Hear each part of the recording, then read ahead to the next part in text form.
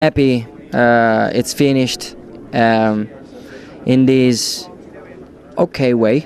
I was expecting worse from this weekend. This has always been a very difficult track for me. I never was able to pull out any good performances here apart from 2019.